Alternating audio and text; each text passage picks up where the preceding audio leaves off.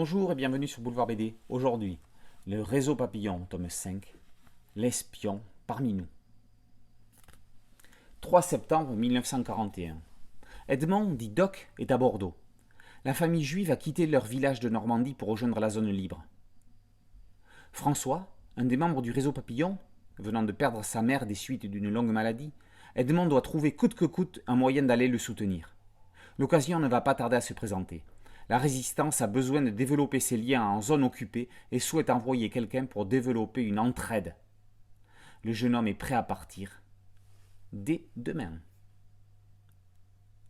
Le réseau papillon ne pouvait pas rester éclaté bien longtemps. Après l'avoir exfiltré pour traiter du sujet des dénonciations, Franck Dumanche et Nicolas Otero trouvent rapidement le moyen de rapatrier Doc à la maison où il a déjà été remplacé au sein du groupe.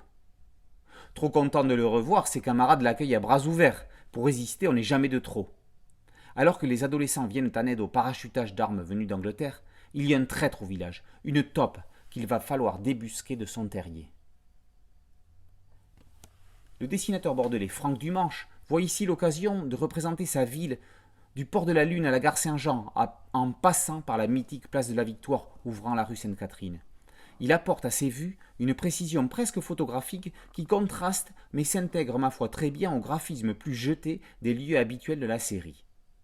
Il en va de même pour la différence de traitement nullement gênante entre les héros qu'il tient bien sous le crayon et les personnages historiques ayant existé, plus rigides. Là est justement une des particularités du scénariste Nicolas Otero. Les acteurs du conflit sont intégrés à l'histoire en servant de pivot aux avanies qui arrivent aux héros.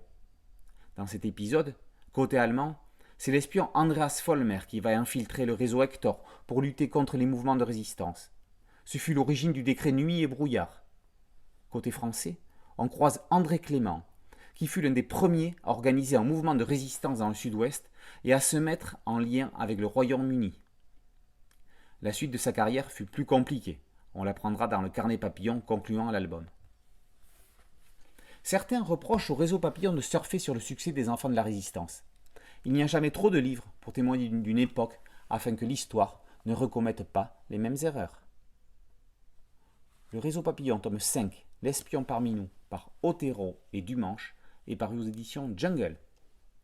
Boulevard BD, c'est une chaîne YouTube et un podcast audio. N'oubliez pas de liker, de vous abonner et de partager. A très bientôt sur Boulevard BD. Ciao.